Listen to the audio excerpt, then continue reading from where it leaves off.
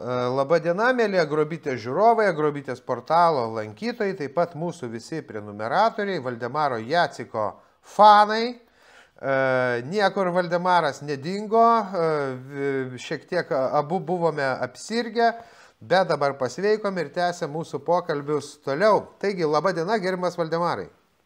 Labą dieną, malonu, kad vėl eterį, vėl kažką tai kalbėsim. Čia mes apsirgę ne todėl, kad buvom susitikę, bet dėl to, kad ruduo. Gerai, šiandien yra keletas temų, turime 3 temas. Minimali alga, kuri didės nuo 26 metų sausio 1 dienos ir toliau, taip kad čia labai aktualu yra ūkininkams samdantiems savo darbuotojus ir apskritai visiems žmonėms. Taip pat, kad Europos komisija sumažino, projektuoja 20% mažesnį biudžetą Lietuvos žemės ūkiui. Ir trečia mūsų tema, tokia verslininkiška, apie tai, kad, užsidaro paskutinę viskas už 1 centą, viskas už 1 eurą, atsiprašau, parduotuvė, kur buvo anksčiau 120. Taigi, trumpos tokios temos, o aš paraginsiu visus, būtinai sekite, prenumeruokite Agrobond įmonę, kurios vadovas yra Valdemaras Jacikas. Žinoma, sekite, prenumeruokite mūsų Agrobytė Play kanalą ir dar noriu pasakyti tokią naujieną, kad mes pradėjome jau ir studijinius podcast pokalbius. Vienas jų jau yra publikuojamas mūsų kanale. Su Jolanta Grei pasikalbėjome, labai geri atsiliepimai, taip kad ir jums rekomenduoju pasižiūrėkite šį pokalbį. Studijoje pokalbį mes podcastų turėsime ir daugiau, o štai tokių operatyvesnių pokalbių, kokius mes turime su Valdemaru Jaciku arba kitais žemės ūkio sektoriaus atstovais, tai jie bus ir toliau nuotoliu. Taigi, gerimas Valdemarai, kas naujesnio pas jūs įvyko per šitą pusantros jau savaitės? Ir kažkaip tai pereisime mes prie tų, kaip čia pasakyti, minimalios algos didinimo klausimų. Galbūt, nežinau, gal jums įspūdį paliko čia kultūrininkų tie streikai. Kaip jums čia viskas tą pusantros savaitės? Tikrai tie kultūrininkų streikai tokie kažkokie keisti lygio vietoje. Šitas ministras, aš dar pasižiūrėjau, net neatsimenu pavardės, bet pasižiūrėjau, kas jis toks, ką jisai, sakykime, ką jisai daręs gyvenime. Tai vienaip ar kitaip tikrai tai atrodo bent jau pradinėme etape geresnis už visas tas Armonaitės, Skaistės, tos buvusios vyriausybės, reiškia, ministrus ten už bent 5-6. Ir aš manau, kad jis taip prasitarė, kad ruošiasi nutraukti finansavimą visiems tiem vadinamiem kultūrininkams, kurie nieko neveikdami sėdi, gauna vadinamus tos grantus ir už propagandą, už dalyvavimą mitinguose ir taip toliau. Tai va čia įsigando ir pradėjo rėkti. Kitos priežasties neįsivaizduoju. O dabar minimali alga. Jūs štai, gerimas Valdemarai, daug susidurėte su tais finansiniais klausimais įmonėse. Ir jūsų įmonėje, ko gero, tas klausimas pribrendo jau nuo sausio 1 dienos. Kas vyksta Lietuvoje ir ko tikisi valstybė? Ne, dabar taip, tai ko tikisi valstybė arba ko tikisi žmonės iš tos minimalios algos. Pirmiausia, tai turėtumėm, jeigu imam pagal ekonomiką, tai turėtum suvokti, kaip veikia visą ekonominį ciklą, sakykime, toksai prievartinis minimalios algos padidinimas. Nes čia yra prievartinis, direktyvinis. Tai yra ne todėl didinamas atlyginimas, kad įmonė veikia efektyviau, kad jinai uždirba daugiau, kad gauna didesnį pelną ir gali mokėti didesnius atlyginimus. Ne, čia yra direktyvinis, o nuo tokio laiko padidės, reiškia, alga. Labai šį kartą labai lengva analizuoti, nes mes jau nuo sausio 1 turim padidintą minimalią algą. Jinai padidėjo, priminsiu, 114 eurų. Tai yra 114 eurų padidėjo minimali alga ir 69 eurai į rankas ir 45 eurai biurokratiniam sektoriui, tai yra valstybei. Ir dabar mes pažiūrėkim, o kas pasikeitė sulygindami praeitų metų, tai yra 24 metų pirmo pusmečio, sakykime, tam tikrus skaičius, su 25 metų pirmo pusmečio, kada jau padidėjo minimali alga.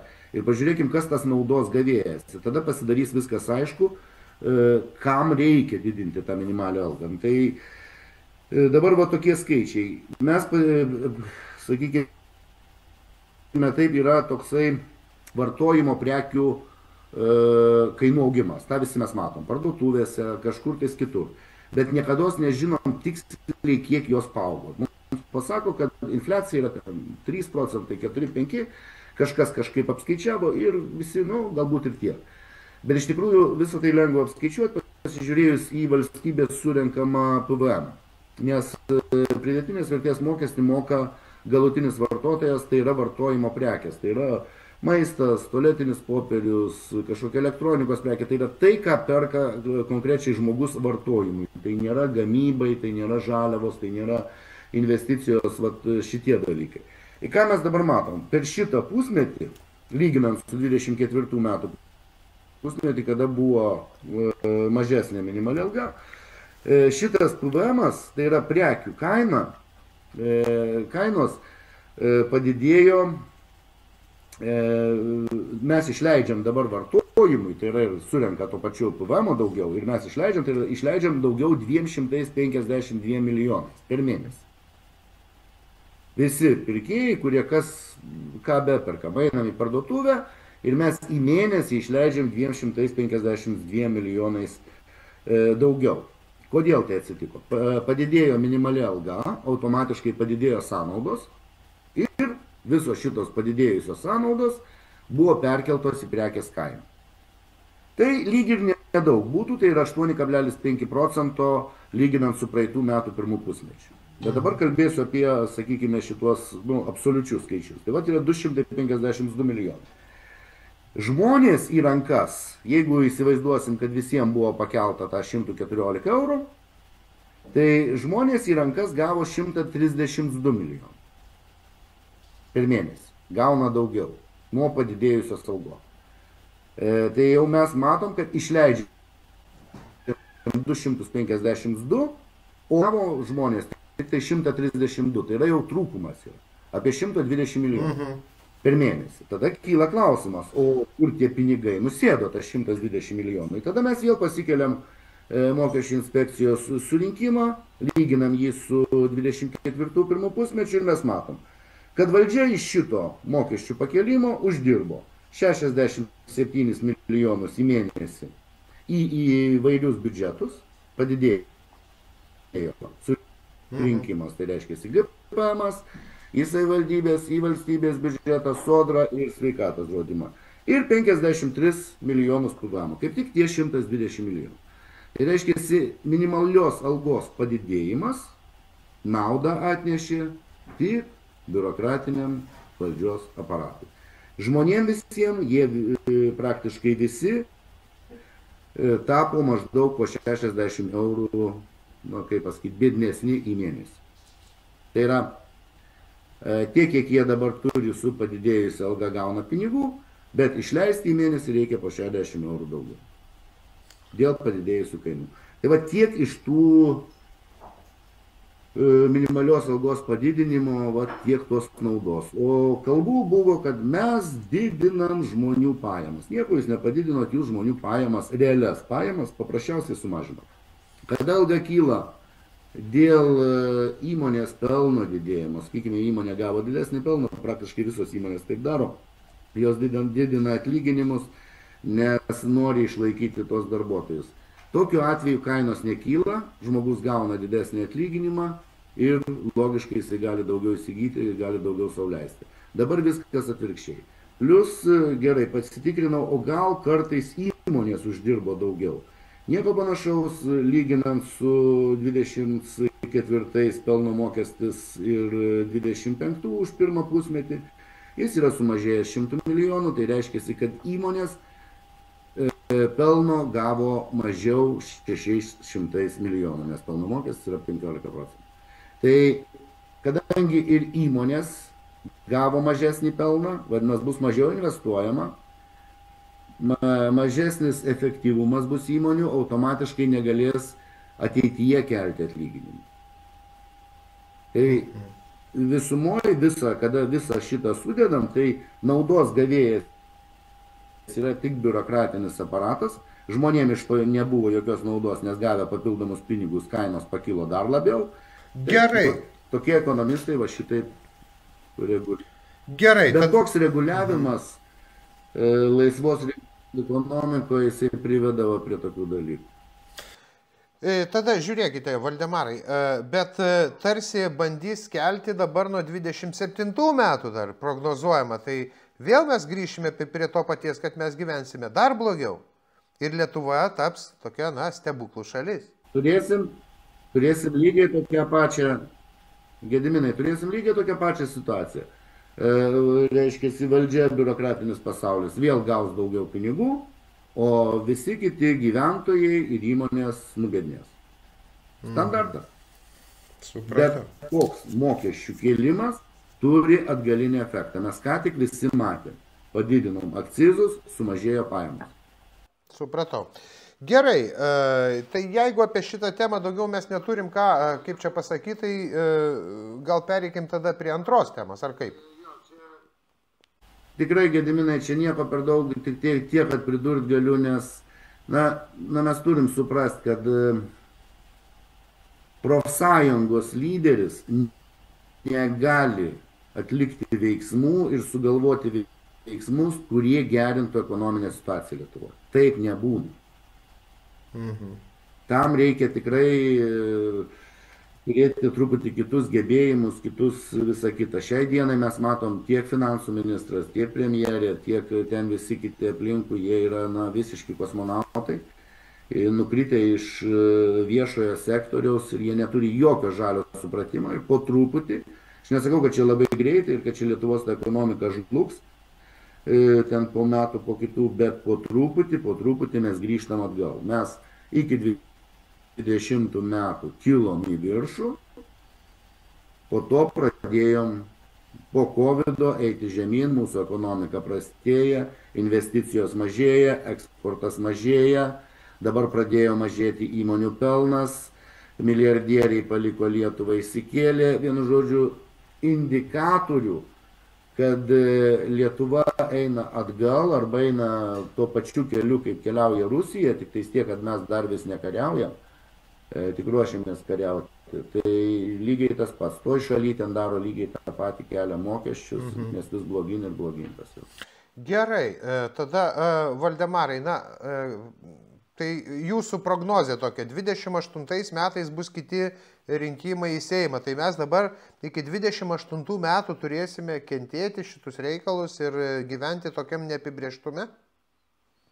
Ne, tai kad kentėti mes kiekvienais metais truputį blogiau ir blogiau. Aišku, ten tam tikras žmonių kiekis, ten 10-20% valdininkų, tie, kurie, kaip mėgsta žmonės sakyti, tie, kurie yra prie lovio, tai taip, tiems nebus blogiau. Jie be abejo tikrai pasidarys vis daugiau, jie dalinsis iš mūsų, ims per mokesčius pinigus, po to tarpusavį dalinsis, kurs projektus, jų gyvenimas neblogės. Bet jeigu mes imsim bendrai Respublikos situaciją ir sudėję visus skaičius, kuriuos mes galim išsitraukti, tai yra ir mūsų atsargos, ir indėliai, ir skolų lygis ir taip toliau, jisai visas blogės.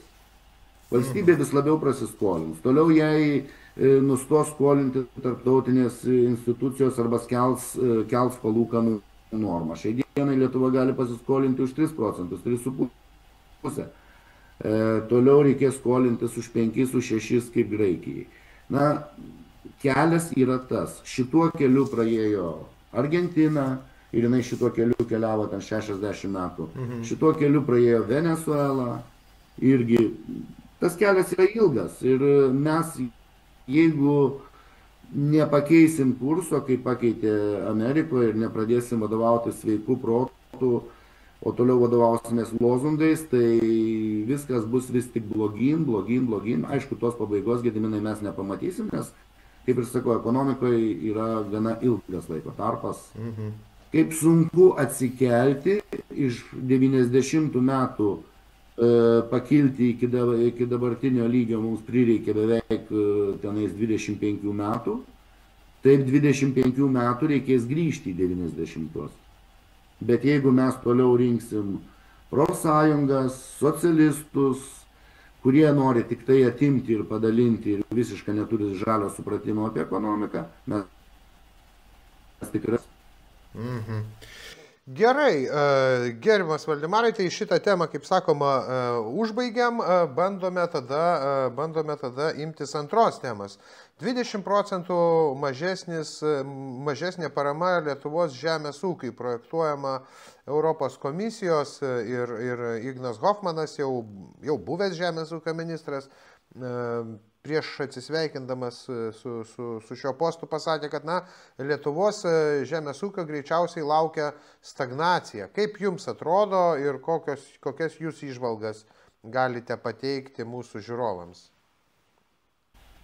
Stagnacija, ką reiškia žemės ūkį stagnacija? Tai gali pavadinti stagnacija ir tai, kad jeigu kiekvienais metais tiek pat prikuli iš hektaro, gauni tą pačią kainą, tai kaip ir stagnacija, nėra jokio ėjimo į priekį. Čia galbūt neteisingas apibūdinimas. Paprasčiausiai žemės ūkį pradės trūkti pinigų. Jeigu žemdirbiai gaus mažesnės pajamas, negu jie dabar gavo, o mūsų Lietuvos žemės ūkis yra labai efektyvus, lyginant kiek grūdų iš hektaro ir kiek hektarų yra apdirbama, tai tikrai vargu ar kas nors gali susilyginti. Bet kiek mes gaunam pajamų iš hektaro, tai mes esam tikrai gana toli. Ir šitoj vietoje mumis lenkia ir Lenkai, ir Olandai. Jie iš hektaro gauna daugiau. Tai nėra užsiciklinę, kad visi šalies hektarai turi būti užsėti kviečiais, miežiais, ten rapsų ir taip toliau. Šitų šalių ūkininkai, jie stengiasi truputį platesnį tą spektrą matyti ir auginti įvairiausius dalykus, kur iš hektaro galima gauti, jeigu grūdinių, tu gali gauti ten, sakykime, iš kviečių, ten iš hektaro 5 tonos, jeigu tai tokią mažą derlių paimsim, ir 200 už toną, tai bus 1000 pajamos. Jeigu tu imsi kokias nors daržovės ar sodą ar dar kažką, tai be abejo pajamos iš hektaro yra daug didesnės. Tai jeigu mūsų ūkininkai norės išlikti, automatiškai turės kažką šitoje vietoje daryti. Be abejo, tie, kurie turi 200 hektarų ir daugiau, 200 plus, jie ramiai gali auginti toliau grūdinės kultūras ir tikrai vienaip ar kitaip su geresnė technika, su geresnėm technologijom jie išgyvens. Bet ką darys tie iki 200 hektarų, va čia yra klausimas didžiausias. Kadangi, kaip matom, sąnaudos kyla, kainos kyla, visa kita ir paprasčiausiai nebesugebės pragyventi. Jeigu nesiims kažkokio tai irgi žemės ūkio papildomo, sakykime, verslo, taip, aš ten dirbu 150 hektarų kviečių, bet ir, sakykime, turiu ten kažkokį, nežinau, šalia ten. Čia va dabar kaip tik technikos visą komplektą surinkom vienam ūkininkui, 100 hektarų turi, padirbėjęs Olandijoje, jis sako, va, aš dar 3 hektarus česnakų ruošiuos auginti, nes iš 3 hektarų česnakų aš gausiu didesnės pajamas negu iš 100 hektarų kviečių. Taip, reikės dirbti daugiau, reikės kažką pasisamdyti, taip toliau, tai bus sudėtingesnis verslas, bet jisai įmanomas. Dabar kodėl yra mažinamos tos išmokos, aišku, visiems bus mažinamos, čia ko gero ne vien Lietuvai, nes prisiminkim, Uršulė pasirašė susitarimą su Trumpu dėl užsienio prekybos. Ir Amerika, man atrodo, yra antra pagal dydį partnerė Europos Sąjungos, tai yra mes iš Amerikos perkam ir dabar mes Europos Sąjunga nebetaiko Amerikai muitų. O Europos Sąjungos biudžetas susideda iš 2 dalių. Čia šito irgi ko gero žmonės nežino. Tai yra iš 2 dalių. Tai yra iš valstybių įnašų. Pavyzdžiui, Lietuvos įnašas yra 800 milijonų. Ir antra dalis tai yra visi muitai. O muitai yra apie 7 procentai nuo importo. Ir tokiu būdu susidaro Europos Sąjungos biudžetas maždaug apie 1,8 trilijono į metus. Tai yra kosminė suma, 1,8 tai yra 1800 milijardų. Tai yra tikrai daug pinigų, bet pagrinde visi pinigai yra išleidžiami CO2 šleifų, žaliausiam energetikom ir taip toliau ir panašiai. Realiai ekonomikai praktiškai nieko neišleidžiama. Ir buvo tas žemės ūkiui skiriami pinigai, kad turėtumėm pigesnį maistą. Ir jeigu europarlamentarai kažkaip neateis į protą ir nepasakys, kad galbūt mes čia ne ten keliaujam, ir reikia baigti tą žalėją beprotybę, ką siūlo Trumpas ir beje kitos valstybės, nes viena Europą mes nepakeisim pasaulio. Ir tai paprasčiausiai iš lėto ramiai žlugs ir Europą, ne tik Lietuva. Iš lėto tam prireiks 10-20 metų, bet jeigu kurso nekeisim, jeigu toliau kvailiosim, jeigu toliau išlaikysim kažkokius mistinius pabėgėlius, jeigu išlaikysim tos žmonės, kurie nedirba, nenori dirbti ir nesiruošia dirbti ir mes jiems visada viską mokėsim, jeigu Europoje bus taip, kad suaugusių asmenų dirbančių ir kuriančių bendrus vidaus produktus bus tik pusė, beje, kaip yra Lietuvoje, tai tas kelias niekur neveda, Europa tikrai nuskurs ir tai bus maždaug Pietų Amerikos lygis. Tai kitas būtų mano toks klausimas jums. Aš dalyvavau čia tokio įdomiai lauko dienoje apie sojos pupelio auginimą ir, vis, kaip čia pasakyti, ūkininkai, tie, kurie organizavo šitą lauko dieną, pasakė, kad čia yra labai perspektyvu, čia reikia tą daryti. Vandžiogalai čia, tarp kitko, vyko ta lauko diena. Ir aš pradėjau klausti, klausykite, o tai kas bus tada, jeigu ES palaimins, ratifikuos tą Mercosur susitarimą prekybinį su Pietų Amerikos šalimis. Tai akivaizdžiai, kad Lenkijos atstovė, kuri dalyvavo tai lauko dienoj, pasakė, kad tai bus tragedija ir kad jeigu mes nepradėsime kovoti dėl savo ūkių, dėl savo vaikų ateities, taip jinai ir pasakė, tai bus labai blogai. Bet sako, aš tikiu, kad mes dar galime kovoti. Tai klausimas jums, Valdemarai, jūs kaip patyrę žmogus, senas vilkas, kaip sakoma, matęs karšto ir šalto, kaip reikėtų sustabdyti visą tą žalėją beprotybę ir tokius panašius susitarimus kaip su Mercosur? Jūsų nuomonė. Tai vis tiek šitą gali sustabdyti tik tais Europarlamentas, kito kelio nėra. Ir arba tokių valstybių kaip Lenkija, kadangi jinai yra labai didelė, nors iš principo gali ir mažosios valstybės, kaip pavyzdžiui mes matom Vengrija, Slovakija, kaip jos deda veto dėl įvairiausių dalykų, kas liečia Ukrainą ir kas man labai nepatinka, bet dėja taip yra, tai tokia jų teisė. Su tokia sutartimi jie įstojo. Tai jeigu, sakykime, būtų, kaip pavyzdys, Lietuvos prezidentui rūpėtų ten tas žemės ūkis arba dar kažkas, arba ūkininkai ir visą kitą, jis aiškiai pasakytų, nieko nebus, aš nebalsuosiu, veto, taškas. Suprantat? Ir jūs darykit, ką nori, galvokit, vėlkit, bėkit aplinkui, bet šito nebus. Aš tikiuosi, kad tai padarys Lenkai ir tikrai, nes ten to sveiko proto yra 5 kartus daugiau negu Lietuvoje, kad ir kaip man, sakykime, istorinė prasme tie Lenkai ne visada patinka, bet šiuo atveju aš tikrai lenkiu galvas prieš jų ekonomiką, prieš jų vadovavimą, prieš jų valdymą ir prieš visus kitus dalykus. Bet žiūrėkite, Valdemarai, yra toks dalykas Europos teisėje ir ką remiasi Europos, ir Ursula von der Leyen ir kiti biurokratai, jie sako, gerai, jūs Vengrija arba jūs Slovakija nebalsuokite. Lygiai tą patį jie sakė apie Mercosur susitarimą, kad nepaisant to, kad Prancūzija labai prieštarauja, nepaisant to, kad Lenkija labai prieštarauja, sprendimas gali būti patvirtintas, nes jeigu prabalsuoja daugiau kaip 65 procentai gyventojų Europos Sąjungos, jau čia nebeliečia šalimis. Ta prasme, nebeliečia kiekvienos šalies kaip narės balsas. Jeigu sprendimą, nes yra toks mechanizmas teisinis, kada paleidžia per šį mechanizmą, tada turi pasisakyti daugiau nei 65 procentai ES piliečių, tai įvertinus šalis. Čia gali Prancūzija prieštarauti, sakyti, ne, mes nebalsuojam, Lenkija, ne, mes nebalsuojam, bet jeigu nubalsuoja 65 procentai ir daugiau gyventojų, tas sprendimas irgi galioja, suprantate? Gediminai, na viskas valio, tai greičiau, kuo greičiau ir paleiskit per šalis balsavimą. Ir jūs pamatysit, kad 90 procentų dar šalia ant kiekvieno biuletenio parašys Uršulė lauk ir visus debilus.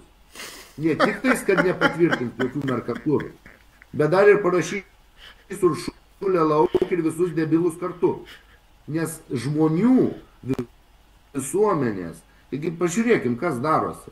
Visiems jau yra tiek dagrysė tie euro biurokratai ir vietiniai biurokratai, kad jau nebežino, ką daryti. Visuose šalyse, taigi visur viskas keičiasi, visi mato tą beprotybę.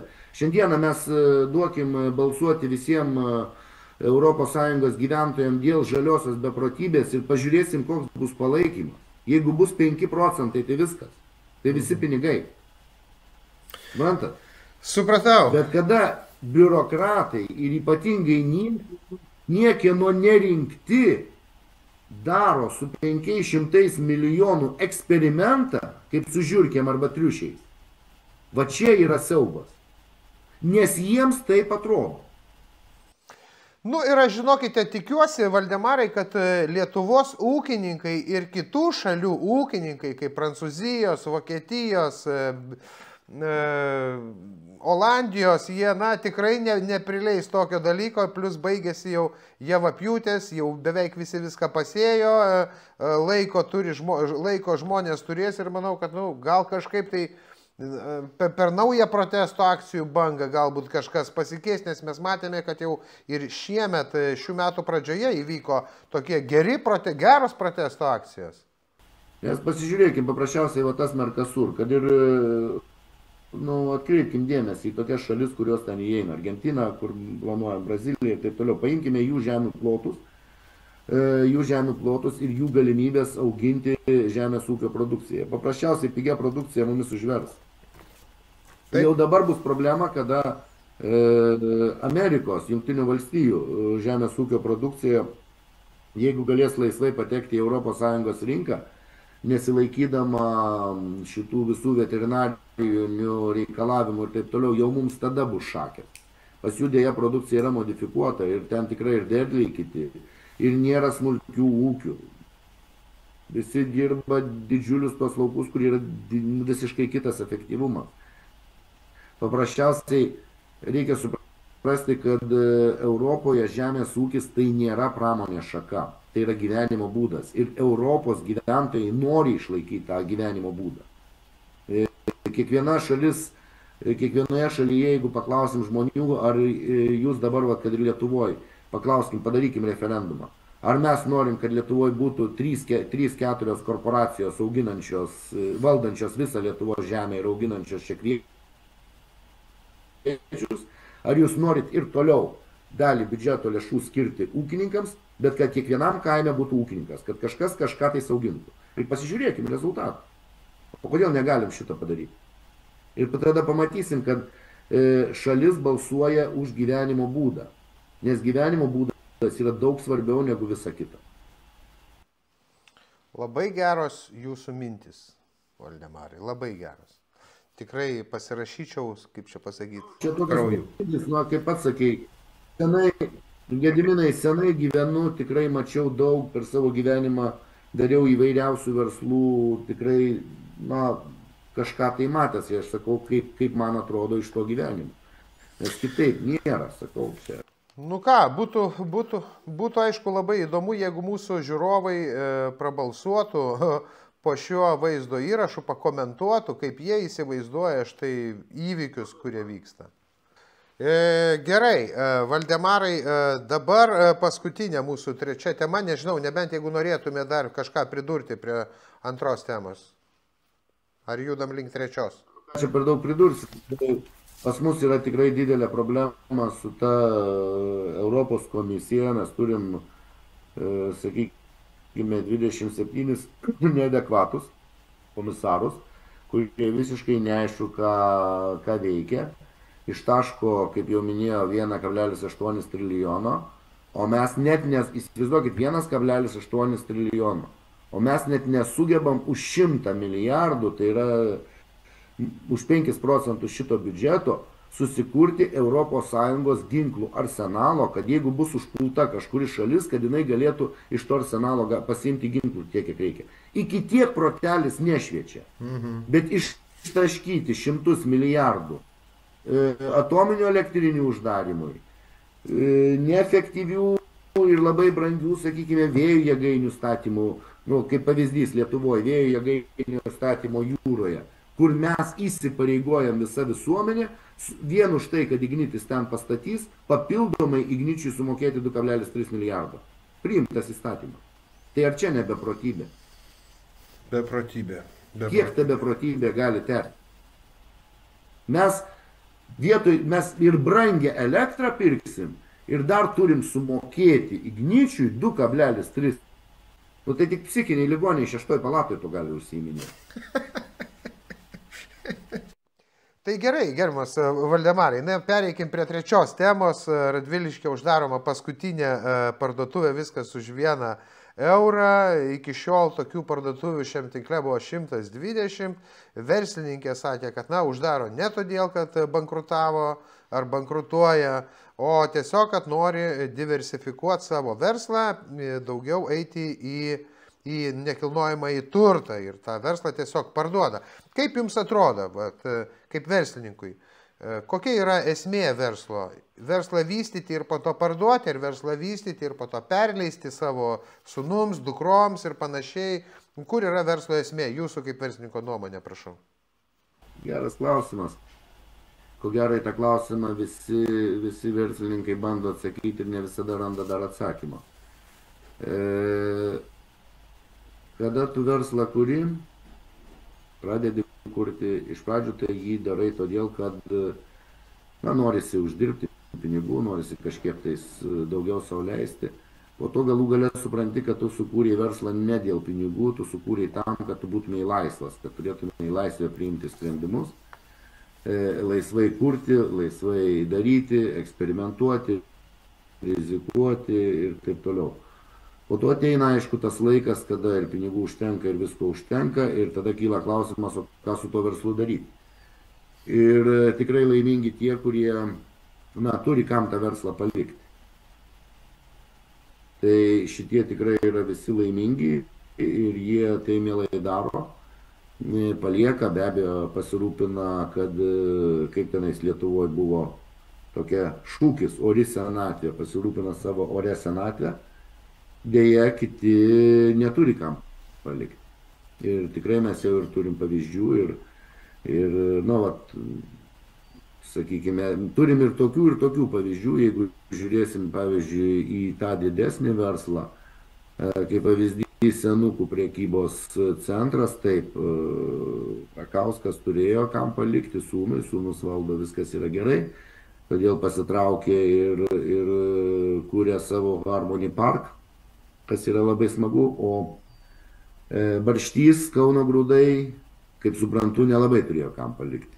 Ir pardavė tą savo verslą ir taip pat vis tiek įkūrė didžiulį parką, žirgyną, renkinius ir taip toliau. Tai yra vienaip ar kitaip šito verslininkų uždirbti pinigai, jie vienaip, jeigu tas verslininkas pasilieka Lietuvoje, vis tiek šitie sukaupti kapitalai, jie vienokiu ar kitokiu būdu tarnauja visuomeniai. Tai yra arba kūriamas kažkoks parkas, arba dar kažkas daromas. Tai toksai dalykas, sakykime, pasaulį paimkim. Bilas Geitsas su žmona nutarė aplamai ten išdalinti didžiąją dalį. Savo lėšų matyti irgi lygiai taip pat neturi kam palikti, kas galėtų su tomis lėšomis, sakykime, turėtų idėją ten nuskristi į Marsą ar dar kažkur tai. Nes jeigu kas nors iš vaikų tai turėtų, jie be abejo to nebūtų darę. Tai tokie tie dalykai. Ir blogiau yra tai, kad Čia šiuo atveju tai ko gero parduoda verslą ir viskas tvarkoja. Aš pats pardaviau nemažai verslų, nes vienu metu turėjau 14 įmonių. Tai buvo tikrai jau didelė našta ir dabar likusios 3, tai šito tikrai pilnai gana ir be abejo visas tas likusias parduodi. Tai jeigu šitai imti. Blogiau yra tai, kad dabar jeigu mes atsiversim bet kokią žiniasklaidą, praktiškai jeigu ne kasdien, tai savaitę tikrai mes matom, kaip bankrutuoja. Bankrutuoja restoranai, užsidaro. Praktiškai bankrutavo visa tekstilė. Bankrutuoja parduotuvės, užsidaro. Ir prie viso šito čia pat aprašinėja, kaip bankrutuoja verslo įmonės ir čia pat žiniasklaida deda straipsnį, kaip Lietuvoje ekonomika gerėja. Ir tada tu žiūri, galvoji, kokioj mes čia aplamai durnių laive gyvenam, ar mes jau tik iš tikrųjų gyvenam Orvelo 1984, kur melas tai tiesa ir visa kita. Tai va tokie dalykai, todėl reikėtų labiau kreipti dėmesio į tai, kas bankrutuoja įmonės ir aiškintis, kodėl tai vyksta. Antras dalykas, reikėtų kreipti į dėmesį į tai, kodėl iš Lietuvos bėga turtingi žmonės. Dar visai nesenai, prieš keletą metų mes turėjome, jei neklystų, 6 milijardierius. Šiandieną mes neturim nei vieno. Jie visi pasitraukia iš Lietuvos. Jeigu pradės trauktis multimilijonieriai, tai yra kurių turtas aktyvai yra daugiau negu 100 milijonų, o tada mes visiškai galėsim užkasti šitą šalį. Nes nebebus kam. Tai vat į tokius, sakykime, verslo pardavimus gali žiūrėti dviejopai. Vieni verslai yra parduodami, sakykime, kažkokiam tais grupėms, tai yra kažkas stambėja ir tada mažesnėje verslai prasiduoda. Čia ko gero yra normalu, bet būna ir kitų atvejų. Tai va, tokie pamastymai ir, sakau, ekonomika yra labai svarbus dalykas, nes jeigu mūsų ekonomika bus normali, bus ir ateitis. Jeigu ekonomika pradės leisti žemyn, dabar šitam konkurenciniam pasauliu mes atgal nebesugrįšim. Yra masė valstybių, kurios nesugebėjo pakilti.